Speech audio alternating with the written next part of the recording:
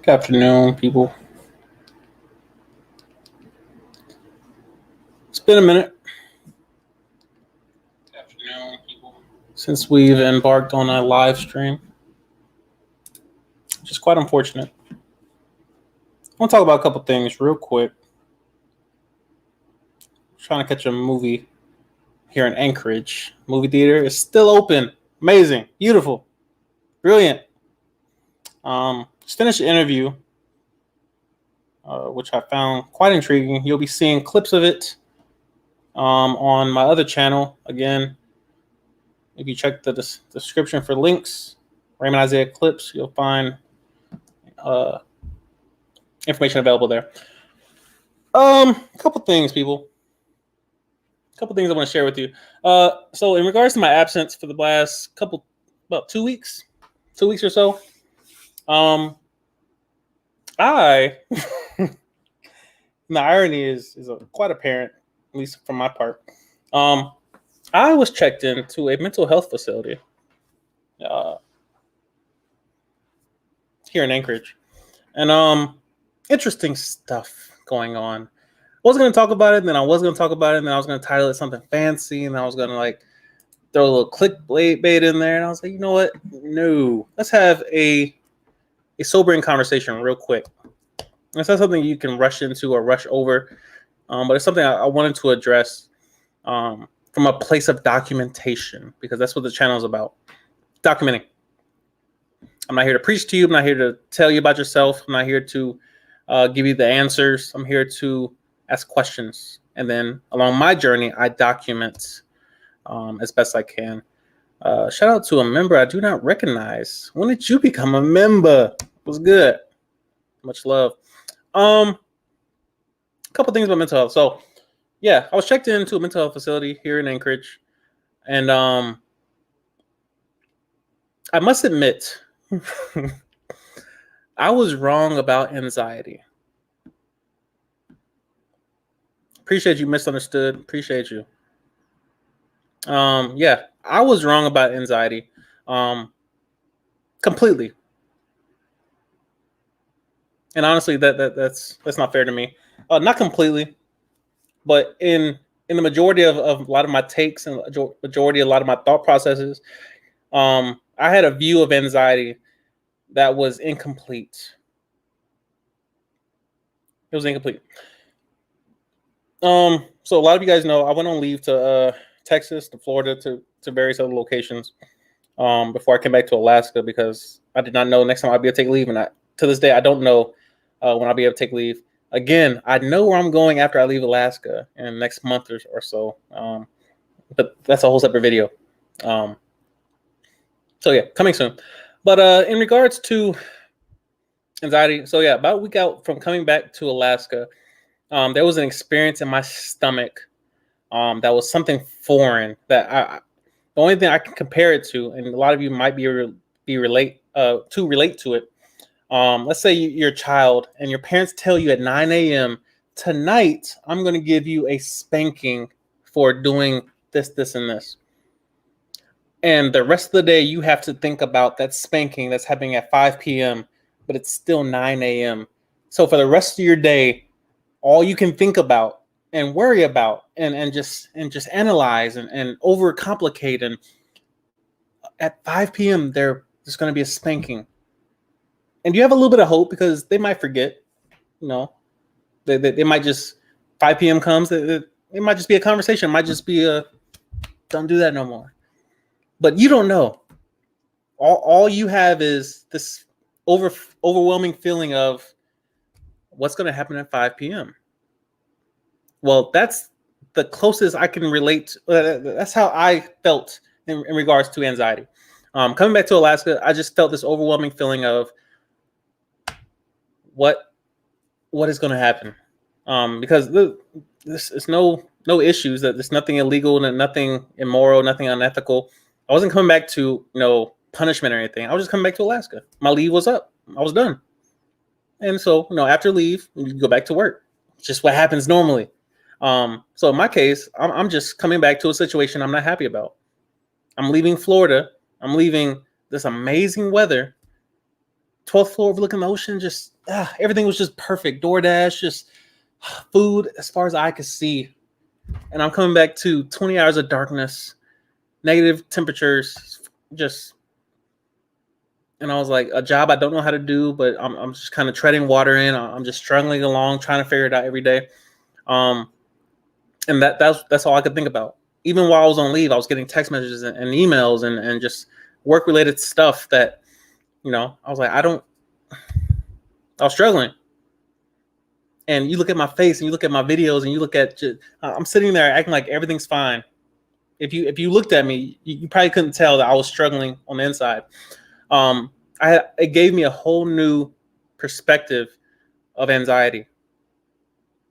Anxiety being worrying about something in the future that hasn't happened yet, that may not happen yet. Depression dealing with typically your past or your present. I have a whole new respect for when people say they are struggling with something, because you don't have to be expressing it outwardly to be struggling.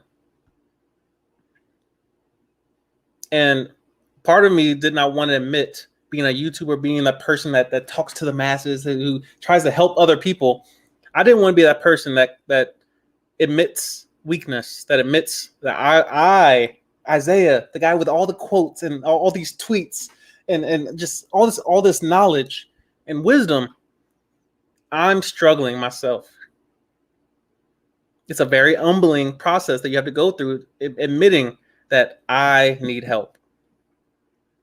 And luckily I had a small few people that helped me pursue help, because honestly, you reach a point where you don't want to reach out. You don't want to be considered the weak part of the team. Me right now, you guys know I'm in a 1D position. There's no other finance people on my base. It's me. It's me. So me being out of pocket, that creates a void, an issue. So, I was constantly struggling with, do I ask for help? Do I go talk to mental health? Will they ruin my career? Do I trust them? Because formerly, all I talked to was chaplains. That's it. I talked to chaplains my entire career because they can't tell anybody anything. They're legally bound to secrecy. I could tell them I'm about to do some crazy off the wall stuff, and they can't say anything. All they can do is try to talk to me in that moment and try to, console me. So with that, this time, after coming back to Alaska and all right, me thinking, all right, I'm back in Alaska now, so the worry about coming back to Alaska should be over. And when it didn't go away, and I'm sitting there my mind's sharp as a tack. My mind did not move, but my body was not following. I had this feeling in my stomach, and I promise you, it's the weirdest thing. Knots in my stomach that I'm sitting there just, what am I worried about? Why is my heart beating fast? And it took me looking up what a panic attack was. I'm like, all right, I'm not having a panic attack by what I just looked up. Obviously, WebMD will make you think you got the most wildest. You just worried about, do I have that? Because based on that description, it looks like I got all those things and some. So, well, I wasn't having a panic attack, but I was experiencing just anxiety. to a level that I've just never been accustomed before. Previously in my career, I've never embarked on something that I have not prepared for. Anytime in my life that I've embarked on something, I try to prepare for it. Join the military. I studied for 4 years. I studied the military for 4 years before I joined. Not out of, it wasn't intentional. It was my process. Before I do something, I like to be prepared for it. So coming to Alaska, coming to a job I'd never done before, I was unprepared. And there are consequences to being unprepared. So yeah, from after getting back to base and, going through the quarantine process and what have you, I reach out for help. I take a risk. I trust mental health. Air Force mental health. I will not lie. There's a stigma that hovers over mental health in the military, behavioral health in the military. Everyone gets labeled, a nut job, just whatever. And of course, me being who I am and the way I think, I'm sitting there judging myself. I'm like, bro, you basket of gravel, bro. What you doing in this office losing your mind for, bro? Like, bro, you are him, bro. Like, it's you, bro. What are you doing? What is wrong with you? Fix it with one of your quotes. Fix your mental health problems, bro, with one of your quotes. Go grab one of your tweets and fix it. Go fast for 24 hours and fix it. Go on your carnivore diet and fix it. Go to yoga class with poison and baby goats and fix your anxiety, bro.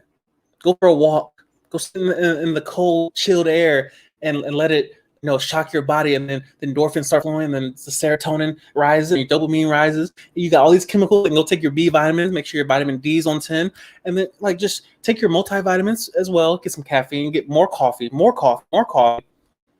So I'm sitting there going through all these processes in my mind, trying to fix stuff. Not working. And I'm like, I'm not crazy. On me and minds, I'm like, bro, I'm not crazy. And yet I'm struggling. Couldn't figure it out. So at that point, and there's a lot of details I'm leaving out on purpose because the internet is permanent. So there's a lot of details I'm leaving out, but y'all can read between the lines in terms of a lot of things that we tend to use to cope. Band-aids, temperations, vices. They're not good. And luckily, I'm one of those people. Luckily, I'm blessed favorably. I'm one of those people that did not do something stupid and derail my career or derail, my humanity because of temporary circumstances. And trust me, I am not fixed. I'm not a final product. Even right now, still have anxiety, still have struggles, still have thoughts, still have worries, concerns. Just like any other human, we all struggle with something. Some to lesser degrees, some to higher or more. So, go to mental health, and of course, we go through the process of just asking for help, asking for resources. So, I elect to go down to Anchorage, and it's a mental health hospital designed to kind of immerse you in the mental health loss. Long story short, because we're not going through all of it. Long story short, what I needed was a therapist. Simply put, I needed someone to talk to. The Ray Isaiah, the YouTuber, the thinker, the quote, and then say all this fancy stuff and debate you till kingdom come. Just needed somebody to talk to. Someone who I could spill the beans to about my struggles, my worries, my weaknesses. I struggle with being or feeling seemingly incompetent. I have a pride issue. This channel is built on my attempt to be accountable to myself and to others, to document my life, to document my progress through life. I struggle with pride. There'll be thousands of people around me, and I will sit there and struggle by myself before I ask for help. And then, God forbid I blame it on somebody, but I'm lonely because this. No, at the root of most loneliness, you'll find pride sitting there. Pride just being, I know I need to do that. It's that level of, dissonance, cognitive dissonance. I know something I'm going to do differently. I'm going to do the opposite of what I know I should be doing. It's an issue. It's an issue. And especially amongst influencers, where we come on here and we try to show the highlights. Like when I start posting my vlogs, I'm not going to show the blurry shots, the shots of trash in the corner. No, I'm going to show the most beautiful shots I got, and I'm going to edit them accordingly. But when you look at somebody's real life and you realize everyone's struggling on something. I'm not struggling financially, but emotionally over here, I need help. Alaska's a different animal for some people. Some people come up here and they absolutely love it. Oh my God, there's snow and there's negative temperatures, and it's just absolutely vast, and the mountains are just. And some people come up here and just don't want to leave. And I come up here and I'm like, bro, this is a geographical prison. I can't drive to another state. I can't drive to the nearest beach. I can't just hop on a plane and just go to Vegas this weekend. Can't do it. COVID, wet blanket on everything. So, me coming on here to tell this story is not so much it's definitely not to show you that I have all the answers, because I still don't have all the answers. I'm still sitting here dealing with stuff. But from a place of documentation, from a place of providing hope to other people, I'm still here, and it's only because I asked for help. And I had people around me that kind of influenced me and kind of forced me and kind of pushed me and said, Brad, go ask for help. Go ask for help. Not on any meds, not taking no fancy, pharmaceuticals to influence upstairs. No. Nope.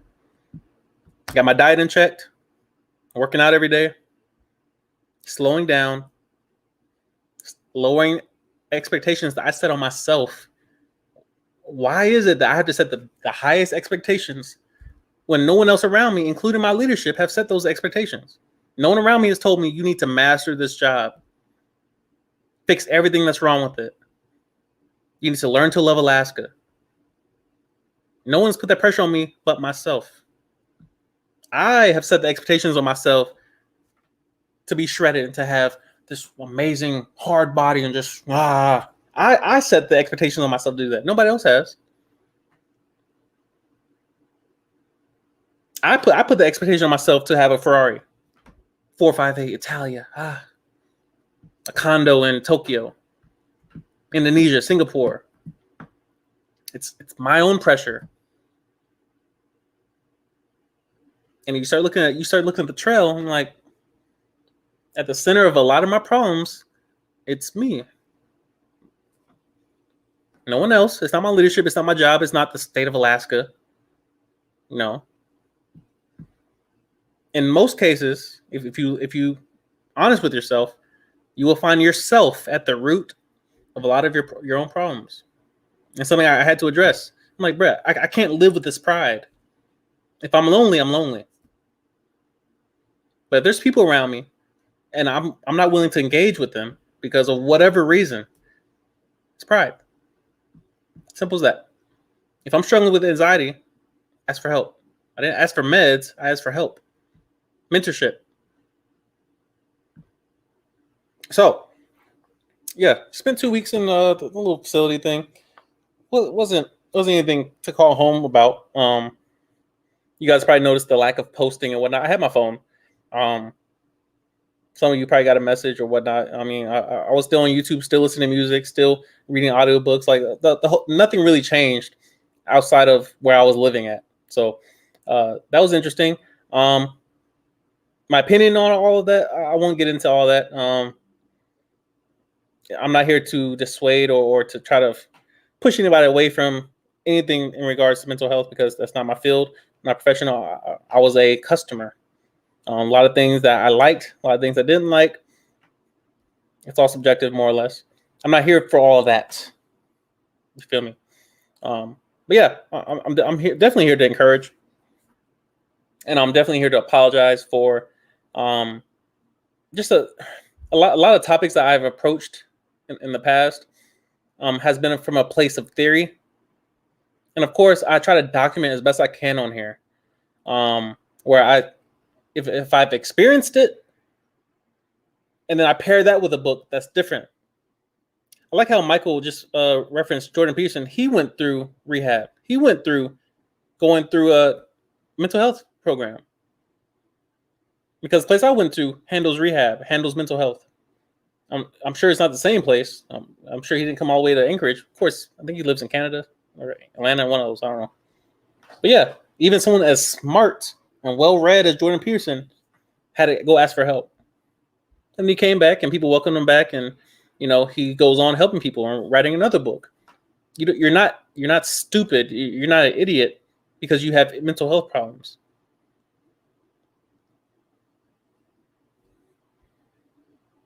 A lot of variables that contribute to it. So, of course, it takes self-assessment, self-awareness to realize, am I causing my own pain? What role did I play in harming myself? What did I do that influenced all this over here? Am I at fault for all this? It's a question we got to ask. Am I applying pressure to myself that's causing my own anxiety? Am I the reason why I suffer over here? Am I drinking too much caffeine? That's an easy one to fix, seemingly. Am I eating healthy? Is my body getting the proper nutrients it needs to function properly, long term? Have I exercised in the last week? How many times? How well? To what intensity? Where does my hope lie? Does my hope lie in getting likes, getting attention on YouTube or Instagram or Snap or TikTok? Am I trying to rush to get something? Am I trying to rush to get someone's approval? Am I doing all of this to get something that is not worth getting? These are big questions we got to ask. And the answers, they're scary, because you might get results you don't want to see. One of the best things I did in the last 2 weeks or so was being honest with my therapist. Just being honest. Just telling her the things that I don't tell anyone else. I dare not tell YouTube. I don't tell my friends, don't tell my family. My mom doesn't know. I told my therapist. I said, I've been thinking about this for the last 10, 15 years. This happened when I was a child. No one knows about it. This is what I worry about during the live stream, I think about this. I have this insecurity right here.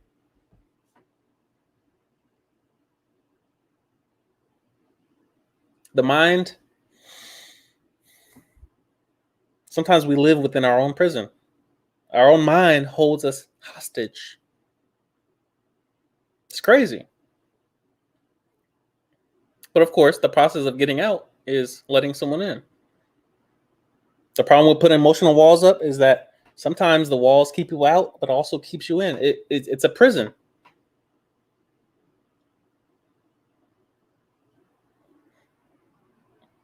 So, mental health. I'm not here to tell you what to do. I'm not tell you how to fix it.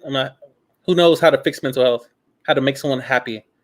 But it's something I've been debating, obviously, for the past 2 weeks and beyond.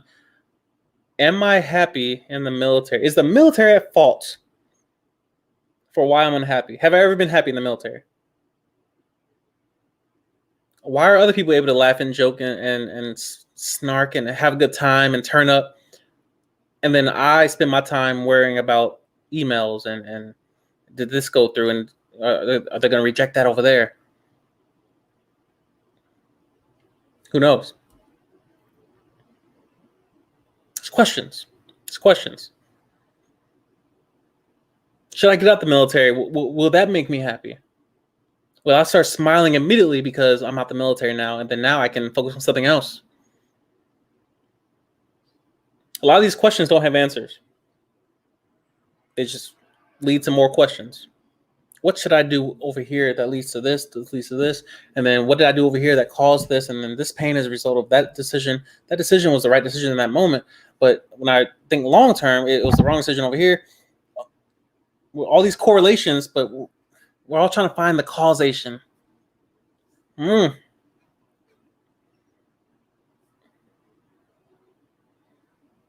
I strongly debated, do I belong in the military? Like, is the military the problem in my life? Was I ever happy as a civilian? When was I happy? To what degree was I happy in comparison to, the times I'm happy in the military? Like, is financial stability worth it?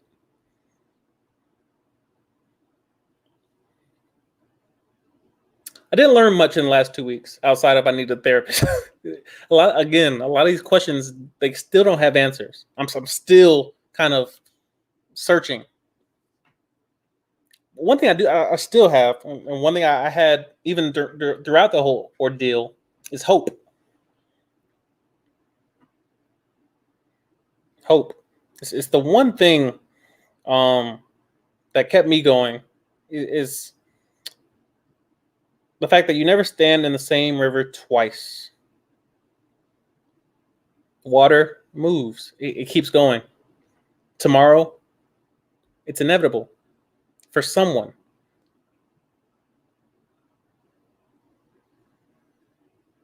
We would like to think that change is evil and it comes to catch you off guard, and you're just dealing with all these random variables that you can't control.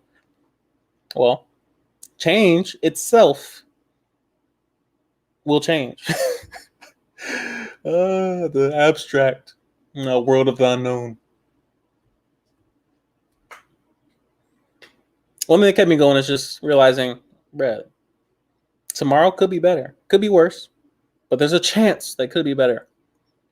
And that what you're struggling with now, clearly it's different because you didn't feel like this before. Like, I lasted 6 months in the job before I went to Florida. Before I left Alaska, I was functioning. Not at 100%, but I was doing the job, still making my videos, still putting in effort. What changed? Now, of course, I paused at the conclusion that maybe I lost momentum, that because I went to ALS for a month, and then right after ALS, I went on leave for a month, 2 months out of the position, outside of pressure, outside of the stress, and then coming back to it, hit a brick wall, and maybe I wasn't prepared mentally. Maybe.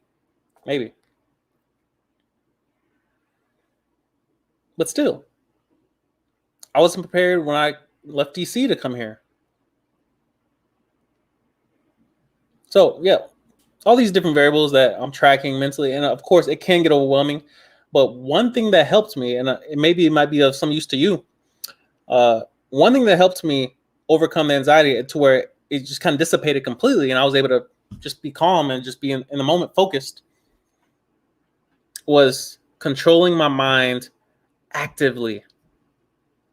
Meaning, right now, and of course, during the groups, they call it mindfulness. They call it all these different words, and stay present and focused on right, like all this fuzzy stuff that I tend to. It irks me to hear all this fuzzy stuff, and just be present in your current self and ground yourself, like all the hippie sayings that I secretly like hippies, but I don't like everything they say. Anyway, it makes sense. Controlling my thoughts literally affected my outcomes. It controlled how I felt in the moment. I was able to be at peace by controlling my thoughts actively. Meaning, I am not going to think about work when I'm not at work. I'm not going to be distracted while I'm at work. I'm going to focus on work, and then when I leave work, I'm not going to think about it. Meaning, when I was in that hospital, not thinking about work. As much as I knew those emails were piling up, I came back to 300. Exactly, boundaries. Because I knew, I'm like, even though I'm here, there's no one doing my job for me. Even though I'm here getting help and I'm trying to build myself up and trying to take care of myself, there is no one doing my job for me over here. I was worrying about emails that I could not do. I was physically absent from my laptop. And yet I was thinking about those emails. I had to teach myself in the moment, you are not going to think about emails. Don't think about it. The work don't think about work. Don't think about no Form 9. We don't got funding. There's no budget. What are you thinking about, bro? Stop thinking about it. And from that place, of course, I still struggle with it because I think it's delusion to think about something that's still there, even though you're not thinking about it. Like, it's still there. But when you think about if you have access to it, if you can control it, that's where it kind of made more sense to stop thinking about it if you cannot control it. Why are you worrying about something you cannot touch? And from that place, I was able to relax, able to get some calm, start sleeping better. And again, no meds. I'm not the person to go take any type of meds. One thing I did start taking was vitamin D. My blood work came back. I was very, very low, meaning the lowest you should be on vitamin D, and like not maintenance, but like the lowest register of vitamin D in your blood should be 30, like bare minimum. And I was at 20. So there's definitely a correlation there, meaning maybe vitamin D impacts the mind, impacts the brain. That's something I'll be studying, of course, more because I'm neurotic about everything. I like to know, I like to study. So vitamin D, definitely with the 20 hours of darkness here in Alaska, that's definitely a major variable to account for. Definitely a major variable to account for. But beyond that, yeah, controlling my thoughts, being present, focusing on the live stream, not anything else. I low-key want to turn the comments off, but a lot of times there'd be some good stuff in there. But yeah, that's where I've been for the last 2 weeks. That's what I've been dealing with, is mental health stuff. And sadly, the stigma exists where people feel like there's no hope, and people, take other routes, and some people drink alcohol, some people go to drugs, some people go to sex, some people, we all make decisions, but we're all struggling in some way or another. And that's what we need to talk about. It needs to be out and open. Not so much that we need to tell all of our business, because I'm definitely not in that business where I just spill all my beans. My goal is to bring a value to the audience. So if I came here and just start crying on camera and then turned it off, I'm like, for what did you do all that for, bro? Like, you didn't even say that, you just boo-hooed on the camera. No, I'm here to provide value in a way that you can take something from that, in the form of documentation. Because again, I've gone through this 2 weeks of stuff, talking to doctors and therapists and what have you.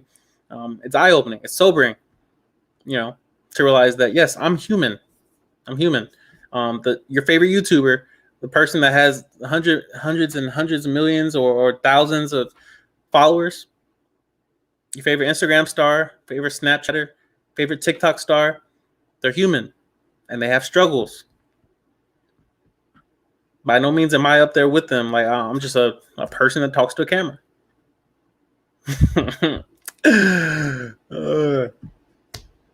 But yeah, I hope that's of some value for you. Yeah, didn't want to talk about it. Didn't want to put myself out there, but yeah, that's what I need to be doing, is providing value some way, and hopefully mental health can get more in control of the narrative, as far as you don't lose your career because you go talk to mental health. Prime example. There are some consequences talking to mental health, meaning there are effects. Like, if you're working for, Minot, and you're guarding nuclear weapons, they need you to be intact. Up here, they need you to be in charge. If you're flying a aircraft, we can't have you just if the plane turns, if we go this way, whatever. There's a level of sentience and control that one needs to be in order to function properly in certain positions in the military. But in most cases, you should not be afraid to go talk to mental health. You should not be afraid. You should be more afraid to not go to them and make a bad decision and then be sent to mental health and be sent to a mental hospital. I volunteered. Major differences. Trust me. I was talking to people in there, and I'm not even going to talk about the information or anything, but I wasn't alone in that hospital. I'm seeing other people that were sent there by their leadership. They were sent there from mental health. They were sent there by their family. That's way different than someone who volunteers and goes in search of help. And trust me, your career tends to reflect whether or not you were sent or you went in search of help, in search of mentorship, in search of, advisement. Two different paths. And most people just only see this side where they were sent to mental health, they were sent to the hospital, they were sent to jail, they were sent to. That's one path. DUIs or bad decision making. A lot of people, they are sent somewhere because of decision making. Versus this way where I'm self aware, I realize, all right, I'm struggling, I need help in this way or not, and then I go in search of the help. It's two different paths. This is the one I'm trying to bring value to, as far as going in search of help that you need and being aware of all your options. Why join the military and not use your benefits? They're benefits. They're free. Somebody's paying for them, taxpayers, and of course I'm a taxpayer as well. Realize that you have all these resources available, and a lot of times we don't even use them. We just sit there and struggle in silence. And I was one of those people that was actively talking to a camera and talking to thousands of people and struggling.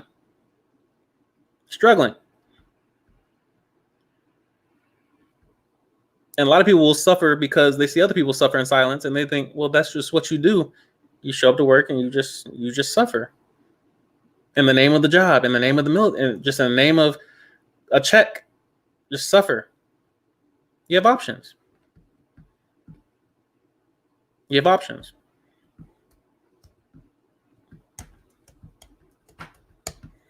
That's all a question I want to answer.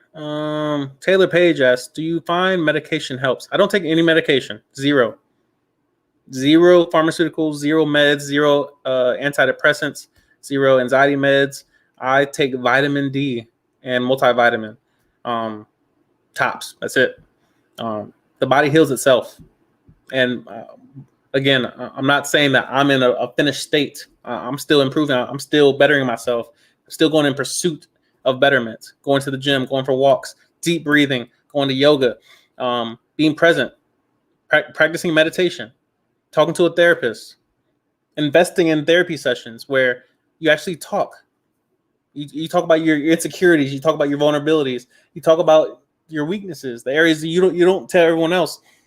You tell your therapist the things that you don't put on Instagram. You tell Instagram, got this new dress and it's fancy and get ready with me and this fancy stuff and got this new car, and then you see this over here and the selfie and all that. But you go to your therapist with the dirt, with the embarrassments. You give them a chance to be rational and to look at your dirt and say, that is caused by that right there. You need to fix that. Because a lot of times that cause is hidden in your blind spot that with no amount of effort, you can't see it. It's in your blind spot. That's why planes don't have rear view mirrors. Planes do not back up. They have the capabilities engine-wise, reverse thrust, but it's not advisable for something that is so large and just it's too big. It's too big. Planes should not be backing up. That's why they have help. That's why they have personnel and trucks and tractors that push the plane back, but they see where they're going. The pilot trusts the other people. Getting a therapist is like having someone guide you backwards, and they're able to see what you can't see. You're too close. In a lot of areas of my life where I'm weak, I just don't see it because I'm sitting there trying to fix it myself and trying to hammer it with logic and hammer it with just, come on, rational thinking. Come on, encyclopedia and podcast and YouTube videos from other hurting people that's hiding their struggles. And I'm going to find a way to force myself to just will myself to just feel better. Feel better. Feel better, man. It don't work. It doesn't work. You can't force yourself to feel better. Humans have to ask for help. We're social creatures by design. Therapy dogs. Amazing. Thanks to COVID, we didn't get to play with the puppies. So, I have to address COVID by its government name. But there was one dog, Liberty. And Libby was a very nice dog. But yeah, just small implementations of just, first of all, the fact that I was able to just go there and sit, because first of all, ain't nothing else to do. Like, you don't have your cell phone the entire time. You have time for your cell phone, and then it's put up, and you focus on something else. So, having the TV off, having the news off, having your phone out your hand constantly, it gave you a chance to just talk to other people who are struggling. Some people, made bad decisions. Some people are just there who just need help, who are asking for help. And it gives you time to breathe, to just slow down and say, thankfully, I don't have to just rush to do and rush to try to fix and rush to climb this ladder and rush to climb this mountain. And I'm just going to swim across the ocean. And we're human. We're human. You see all these people with midlife crisis, and they're just trying to just fix stuff. And they're just, let me try a Mustang, and let me try Ferrari, and let me just try stuff. And the blind spot is showing, oh, just fix this one thing. You'll be fine. Fix this one thing, progress in it, build a foundation in it. You'll be fine. Some of us in the military are just lonely, straight up. You're moving every couple years. You're starting over roots-wise. You're moving to a new place. You don't know anybody there. A lot of us are just lonely. And we're sitting there in our rooms just, I'm fine. I don't need nobody. I don't need nobody. I'll get through it. Years are long. Trust me. Get to a place like Alaska, Fairbanks, Jesus. There's only a certain amount of people. So admitting that you're struggling, that's step one. That's step one. Yeah, I just want to come on real quick and just talk to the people. I'm about to go to the movies. I got a couple hours though. But yeah, anybody got any questions that I can help answer? Especially if you have any questions in regards to mental health, please drop those. Again, I'm not professional. I'm not a therapist. I'm not a doctor. I'm not a psychiatrist. Not a psychotherapist. Anything of that nature. I'm the person who asks questions, and so I provide based on my own experience, and then of course some theory that tends to complement. See who's in the chat though.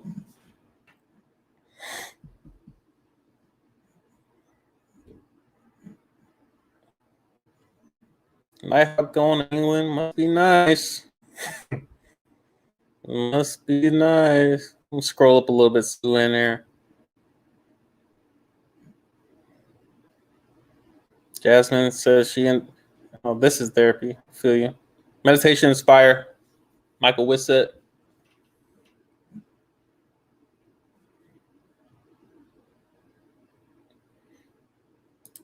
No cap. We already know what that is.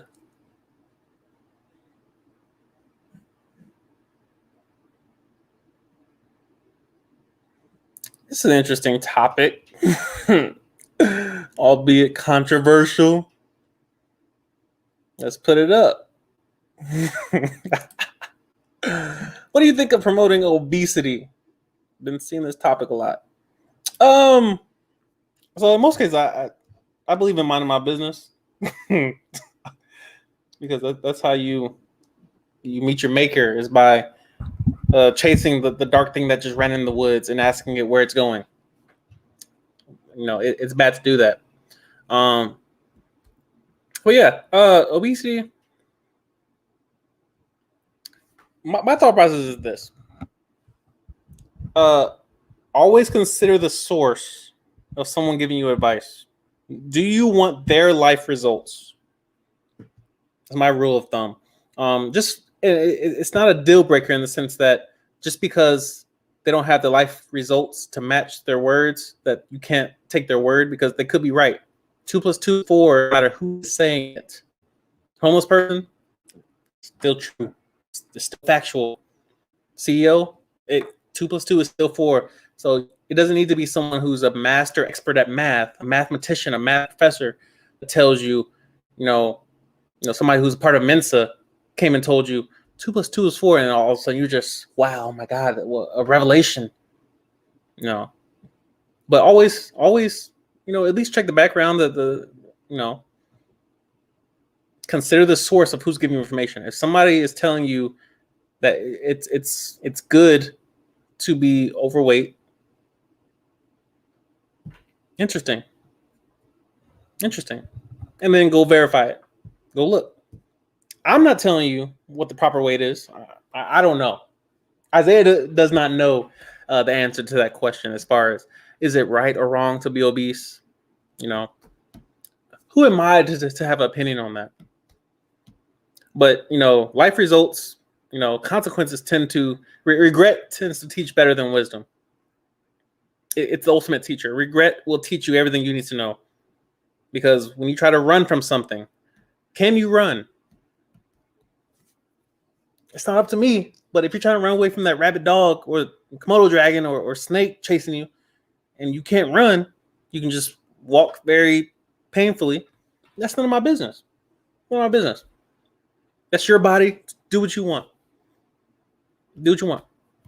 But I like to run when something's chasing me and get away. Yeah. So let wisdom guide you. Some people are wrong. Some people are right. It's up to you to verify the information, not try everything. So that's my little opinion on it. It's not very rarely will you get the direct answer from me when it comes to controversial topics, obviously, because of obvious reasons. But yeah, always consider the source and verify information you hear. Everything's not true. Just because it's a fact does not make it true. Think about that. What else we got? Taylor Page asks, do you find meditation helps? There are many forms of meditation.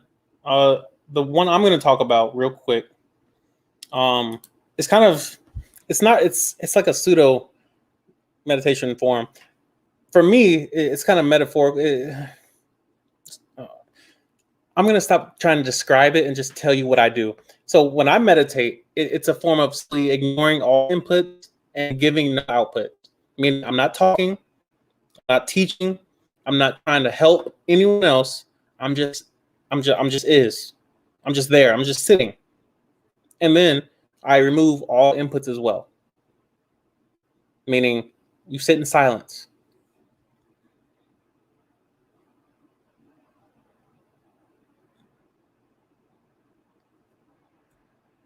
You sit in silence and you just let your mind roam, and you don't analyze anything. You don't ask questions. You just think about thinking.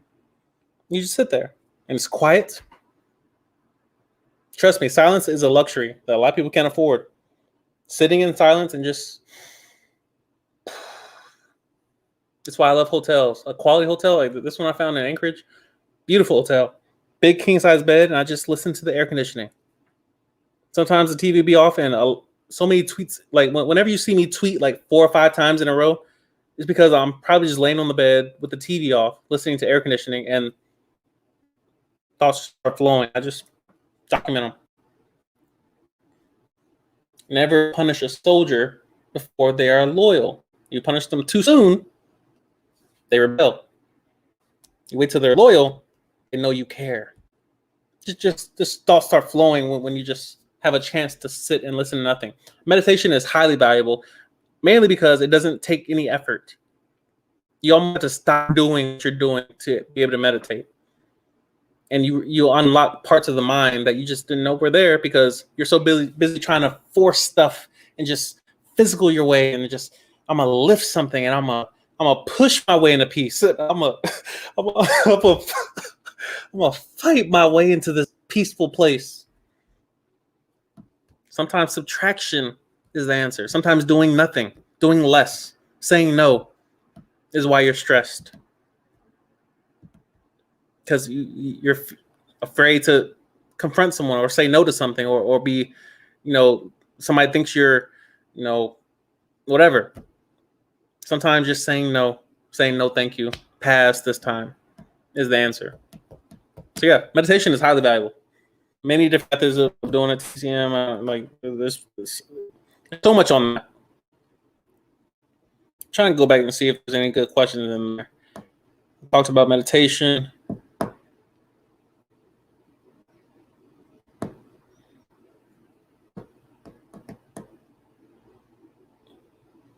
This is interesting what Taylor Page says. I feel myself building small problems into large anxiety attacks and have to actively compartmentalize and prioritize my problems. Interesting take. I'm not going to tell you how to have anxiety. I'm definitely not going to advise you on how to live in your own body.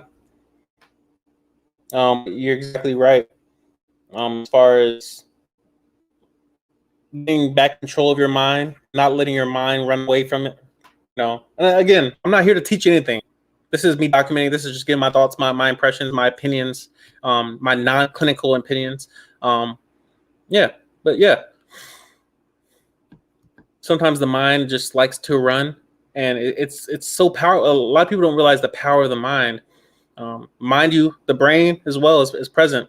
A lot of things happen in the brain that affect the mind because the mind is not material. The mind is just like information. It's just like words or language or music. It's non-material, but it exists, and there's evidence for it. But the brain has functions. The frontal cortex, the limbic brain, all these different functions that the brain is responsible for, but yet the mind, how do you account for something that's not material? How do you account for consciousness? Compartmentalizing and prioritizing your problems sounds highly rational. It sounds wise. It sounds like you're in more control than you think. Anxiety attacks happen. Worry, fear, combined, anxiousness, time. I need to be there, but I'm still here. I need to fix this. That needs to be fixed. I'm out of resources. I'm out of money. I have no help. They happen. But like you said, actively compartmentalize, actively prioritize, actively be proactive. That's what wisdom is. Shout out to you, Paige. Shout out.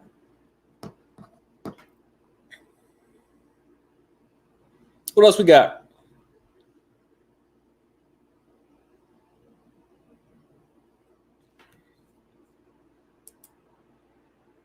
I'll take a look at that. This is Water by David Foster Wallace. I'll take a look at that. Jasmine said boundaries.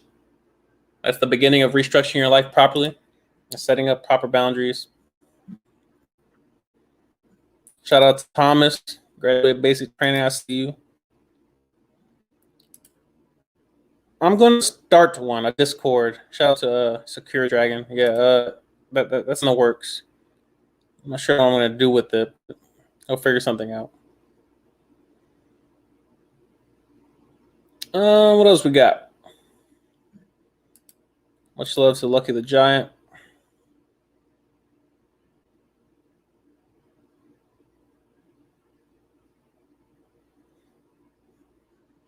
Shout out, last little one real quick.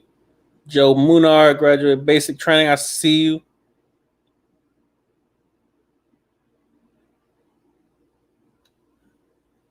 All right, here's a question. Kathleen James asks, my physical health is actively related to my mental health as well. Without one, I find it hard to stay productive. How do you maintain both at the same time? Both will be relative to your actual time. So the answer is in the question. You manage time. And by doing so, you're able to manage the other two. By no means am I an expert. Again, I am a student in this. I am actively learning how to manage both because that's part of my problem. This book I'm reading, it works on bringing your rational mind and your emotional mind together and how they integrate and how they should work properly together. During traumatic events and just throughout time, as you experience trauma, you tend to separate into the two halves where you might go completely emotional and just catatonic, and you're just laying in the fetal position crying, and you can't get control of yourself. And then you have people like me, my struggle, where I just go completely logic based and metric based, and I'm trying to figure out my way and do the math and the equations to try to figure out my way out of this, when I need both. We all need both. We're humans. Our brain functions in a particular way where we need both to integrate properly. So you're definitely right. Your physical health tends to affect your mental health and vice versa, because a lot of people don't feel like going to the gym. Therefore, they don't go to the gym. And because they don't go to the gym, they suffer mentally. So it's a circular pattern that the only way to fix it is to create a linear path of I'm going to do this, I'm going to do this, I'm going to do this, I'm going to do this, which leads to this, this, this, and this. It's linear. Whereas you get stuck in a circular loop where because I didn't do this, I had this happen, led to this, and it lets me not doing this again. And it just continues that circle of defeat where you feel like I can't break this pattern loop. And I just want to get back to where I can progress in a linear manner. It starts with a decision. So managing your time properly, but also realizing even though I don't feel like doing something, sometimes I have to break that loop and go against what I don't feel like doing. Because if I don't, I get stuck in that loop again, as I mentioned previously. So that's just my thought. It's just my thoughts, my little opinions. All right, let's go back to the bottom. What else we got? We got a super chat. Taylor Page, find your comments. I can put it on the screen. Taylor Page says, Isaiah, thank you for all your wisdom and encouragement you have shared. 25-year-old married with kids and this process now. You're a real one. Hey, much love, Taylor. Much love. Appreciate the kind words. Sarah, I will not deal with your flattery in this season of my life. I appreciate you. Don't play with your boy in this season. You know I'm different, right? Yeah.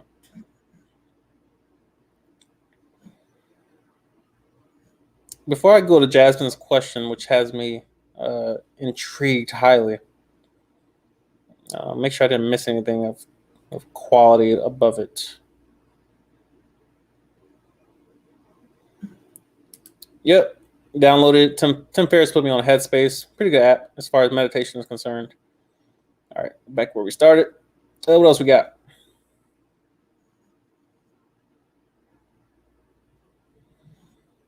Anthony Footman dropping substance.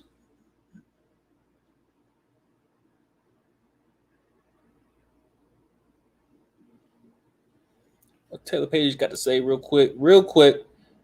Been waiting on my financial waiver approval for a month or so now.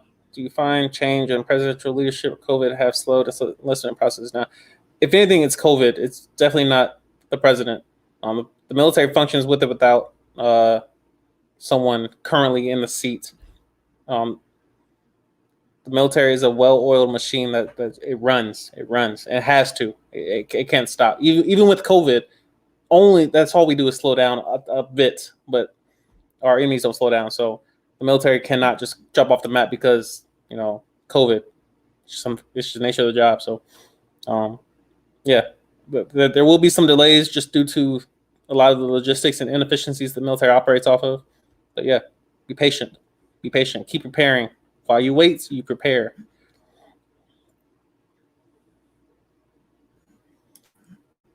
Danny, dropping weight has been tough right now. I'm trying to join the Air Force. I lost 15 pounds in the last two weeks or so when I was in that hospital. Not because they only fed healthy food, because they didn't. I had to ask for healthy food. I did not eat any carbs or any sugar, with the exception of one day, and that was the first day I checked in. Every other day was 100% healthy, 100% healthy, and I haven't broken it yet. And I plan on keeping going. It's difficult. You're probably gonna ask. I'll tell you my diet. I only eat meat. That's it. No carbs, no sugar, no sweets, no nothing. It's quite absolute nature. It's what my therapist kept telling me. I'm like, it's what worked for me for the last couple of weeks. It's what I did to join the military. I was eating only chicken thighs and ranch, and coffee was my diet, and it worked. Got me in the military. So, just a thought. Look up the carnivore diet. I have a couple of videos on this channel about carnivore diet. What else we got? I'm coming down to Jasmine's question. And if I'm still dropping oil.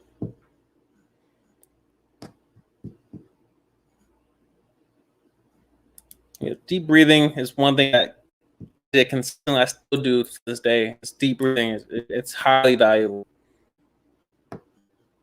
Giselle Gardea. I've made video on load masters. I've never been one, obviously, but I aspire to be one day. I would love that job. Oh my goodness, I want to be a load master. You hear me?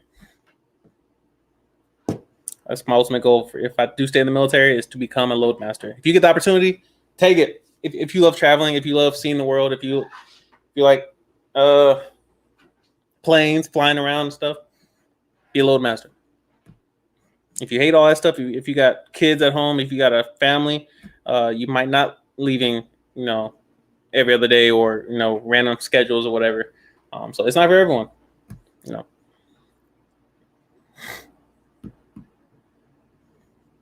Question by Daniel Acevedo. That last name sounds familiar. Do I know you, Daniel Acevedo? That name sounds familiar. Do you think there's a difference between the level of mental health needed for airmen and officials? For those who are going to list, thank you. No. I feel like mental health is a reference to humans. Just like COVID is a reference to humans, not to leadership, not to astronauts, not to airmen, not to guardians, not to soldiers, marines, sailors, coasties. No, mental health is a human thing, human reference, meaning we all have something that we're dealing with. Some people are healthy mentally, some people are not. Some people are healthy physically, some people are not. Has nothing to do with your rank, nothing to do with your job. Your mental health has to do with your humanity. And it's why you should address it as your humanity, not your rank, not your position. Oh, I'm a staff sergeant, so I don't have mental health issues. Oh, I'm a colonel. I'm not going to get into that. There's a colonel at the hospital. Like there's people that need help, and regardless of their rank, they need help. They're human. If someone's sick, they don't ask you, "Are you general by chance? Are you officer?" Because officers don't get sick. No, humans are humans. And so, when all the rank and all the fancy stuff comes off and all the awards and the fancy stuff on your chest, and then you got DG and you got all these different ribbons and all, cool. But if your humanity kicks in, It is what it is. So you must address it as your humanity, not your position or rank.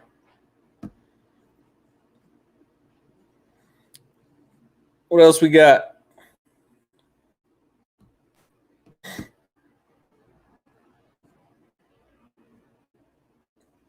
All right. So the question Jasmine asks, it's a very interesting question.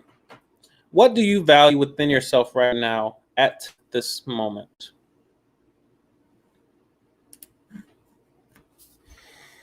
What do I value within myself right now at this moment?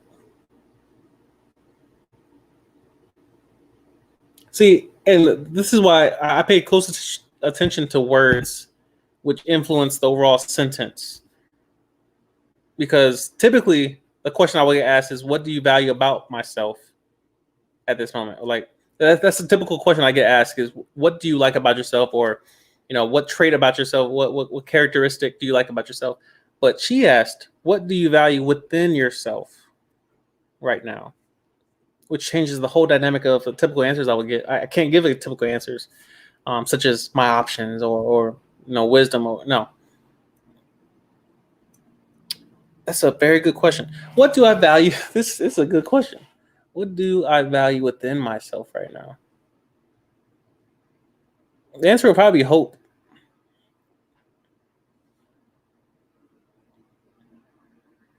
The answer would have to be hope, because with all the turbulence I felt in this past couple of weeks, that's the one thing that did not go out. The one light, metaphorically, of course, was just a little bit of hope that I had that maybe tomorrow might be better. And it's what I hold on to this very moment right now today. It's just, what if tomorrow is better? What if I give up today and I never get to see that tomorrow was completely different? What if I struggled for all these years, but tomorrow might just be exactly what I waited for? Sometimes the answer is just simply outlasting your pain. That's the only thing I value within myself right now is just hope. Where does my hope lie? It lies in tomorrow. Realizing that today, That's all I have. And I can control my tomorrow with what I do today. So sometimes doing nothing in your today, meaning don't do anything negative, don't break anything, don't do something rash and harsh or irresponsible or irrational, that might negatively affect your tomorrow. Tomorrow doesn't exist. It's a concept of your mind. Nobody's woke up in their tomorrow. You wake up in today every time. But yeah, hope is the one thing I have within me, and I value it because it keeps me alive. It keeps me functioning. It keeps me going. And when I have nothing else, I have that little piece of hope that says maybe, bruh, maybe tomorrow might be better. That was a good question, Jasmine. Good question. What else we got?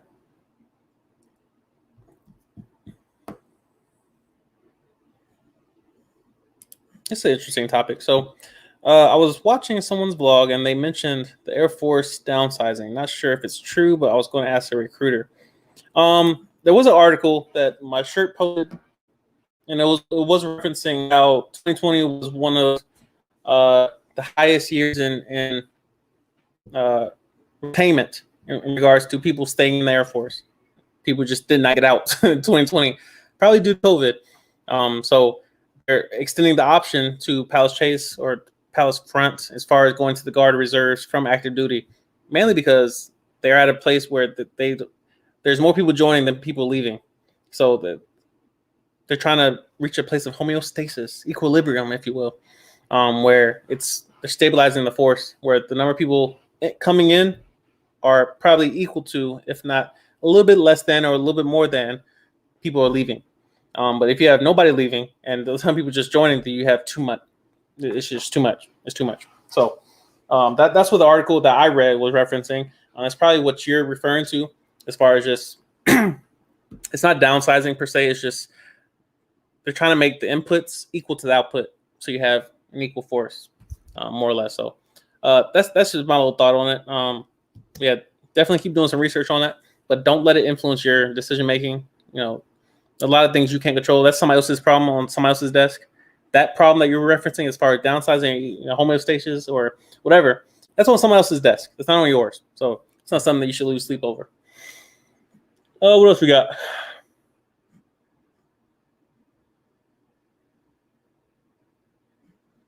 Facts. Dragon says, want to say you're loved. Mom said, really, really important thing I keep with myself every day. Never make a permanent decision for a temporary situation. That's facts.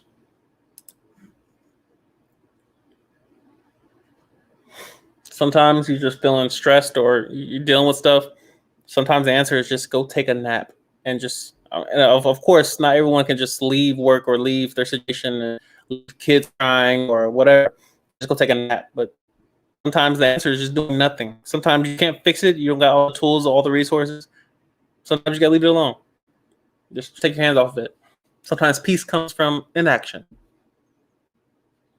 And inaction is a decision. There's a difference between inaction and indecisiveness. Indecisiveness is doing nothing from not making a decision. But inaction is choosing to not do anything. It's a weird conundrum. Of course, it stimulates me more or less. Taylor Page asks, carnivore diet seems interesting. I've seen some benefits in research. Do you find yourself taking supplements to keep up vitamin levels? No, I do not. Like I said, I only take vitamin D, and that's simply due to the fact that Alaska does not have a sun. So I'm taking vitamin D to replace the fact that there's no sun where I live, because I shouldn't be living up here in Alaska. The only reason why military's up here is because military's up here. Russia and China and them playing games. So, yeah, the only supplements I take is vitamin D, and the rest of it, I just left the hospital. They did my blood work. The only thing I was low on was vitamin D. Also, I have no STDs. Weird. I did not know they were checking for that. I'm like, I did not want all that information. But luckily, your boy has a clean bill of health, just low on vitamin D. So, yeah, that's the only supplement I take outside of pre-workout, whatever, protein and all that. Jasmine in here dropping words. You hear me? What else we got?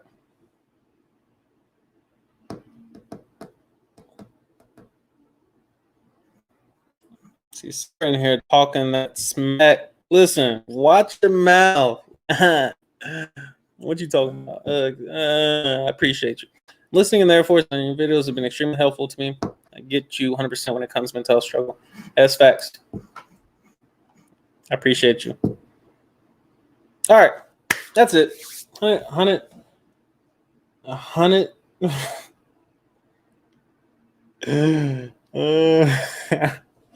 Listen, people.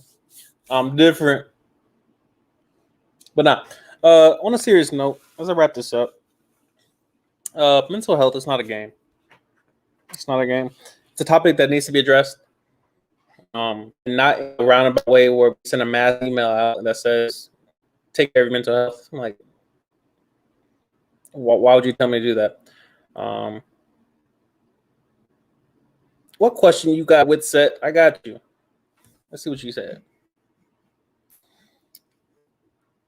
Tricky question. If you could only think in terms of the past and present or the future and present, which would you choose?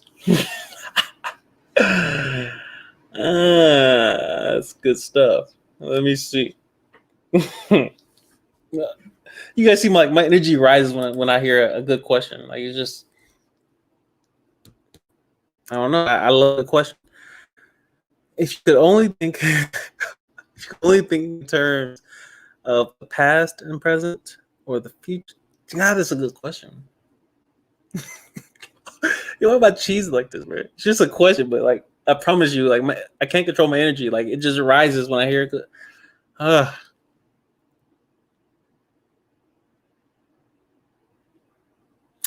would choose past and present only because my rational mind likes to use data to influence my decisions. The past and present allows you to look at previous failures and previous successes and replay them. That's the purpose of the memory, is to replay past failures, past victories, to learn from the failures and to receive encouragement and advisement from the successes. The issue with future that it does not exist anywhere. It has no reality. There's no basis of reality for what a future is. The concept of future only exists in your mind. It's simply a word, but you don't know what the future looks like. You don't know what tomorrow looks like. The term future has never been experienced.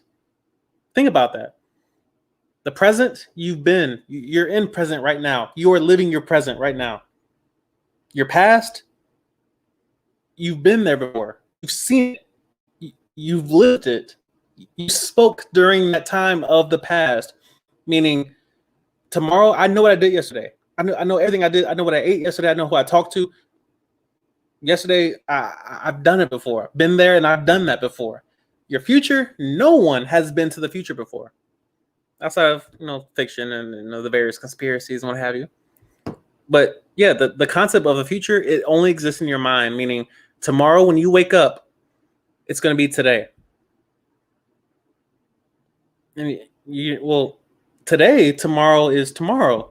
But when you wake up tomorrow, it's going to be today. Because nobody wakes up in the future. They just wake up in today and they call tomorrow future. But when you get there, it's going to be today. So not to continue that loop of talking. But yeah, present and your past at least gives you data of failures and successes, which allows you to plan your present, which influences and creates your future. Of course, only in your mind. And then when you wake up tomorrow, you get the fruits of what you did yesterday, which you can measure. So great question. Yeah. Shout out to my mom in the chat. I didn't tell her I was in the hospital because I didn't want her to worry. Why should both of us be worrying about stuff that we have no control of? But her prayers have kept me this far, so I'm grateful for her. All right. Wrap it up. We need to talk about mental health. And it's not something we can address with, again, mental health has to be addressed on the individual level. There is no societal fix to mental health. Society is one of those concepts, just like future, that does not exist. There's no group that is called society. Society consists of a bunch of individuals with opinions, with experiences. You don't go anywhere and say, I saw society. It's just stupidity that runs rampant. I went to the mall and society told me, what? No, society is a group term. It's an umbrella term. It's all-encompassing term that we name individuals. The culture told me, no. Society is comprised of a bunch of individuals. So how do you fix mental health? Well, you don't start by trying to fix society or addressing the military population. No, you start with each individual and helping individuals. Me's, because the stigma is sad. I mean, if you think about stigmas or stereotypes or where these thoughts come from, as far as why does the stereotype all black people like chicken and watermelon and we all play sports and we all can dunk and we can all dance and we all play music and we all rap and we all got bad credit scores and big feet lead to big other stuff. And where do all these stereotypes come from? Somebody lived something that was closely related or right on the dot, or it tends to come from someone's lived reality or someone's lived perception of reality. Meaning there tends to be a basis somewhat in truth. Because, again, you don't hear people refuting the positive stereotypes. It's always the negative ones that, all black people steal. That ain't true. But then you say all black people can dance. Everybody thinks that, I can't dance or whatever. But maybe that's a bad example. All black people, steal. Cool. That's a bad stereotype. That's racism. Don't say that no more. But then if you told me all black people jump high, appreciate you. I do what I can. I get up off the ground. I go upstairs a little bit. You go there and see what's going on. See? Why don't we tear down the positive stereotypes? Well, the military has addressed the issue of the negative stereotypes of mental health, because I don't know of any positive stereotypes of mental health. So that means we need to create some. There needs to be some lived realities of someone going to mental health and getting better and not losing their career or not losing everything they have, everything they've gained up to that point. There needs to be a point where someone can go to mental health and benefit from it and then live and go out and spread the word of, I had a good experience with mental health. That's what I'm trying to do. We'll see how my career progresses. Of course, I'm going to document it, but yeah, there needs to be some lived experience of positivity coming from mental health and not people getting kicked out or, people getting less than honorable discharge or something. Like, yeah, that's how you fix a stereotype. That's how you fix a stigma, is by giving lived reality, positive lived reality to individuals. You can't fix society with the email. You can't fix society with a broadcast, a memo on the wall. That's not how you fix anything. You start with one-on-one. Can I provide value to an individual and help them? So that's my thought. That's my little thoughts. But I hope y'all got something from that. I try my best to be transparent, upfront. I'm not perfect. We all struggle. Even those of us who are trying to help other people, we all struggle. And it would behoove you that if you're someone helping other people, which you should be, all of us should be someone helping someone else, be sure to help yourself. Because it's irresponsible if you're drinking water and drowning to try to save someone else. Save yourself first. Stabilize yourself first. They tell you on the plane every time, before you put on your child's face mask, in the event of emergency, You put your own on first. In the case of mental health, that's where we start. We start with cleaning our own house up, cleaning our own room, taking care of home first, taking accountability for ourselves, and then we go out and help other people. So that's my thought. Y'all have a good night. Say it was good to your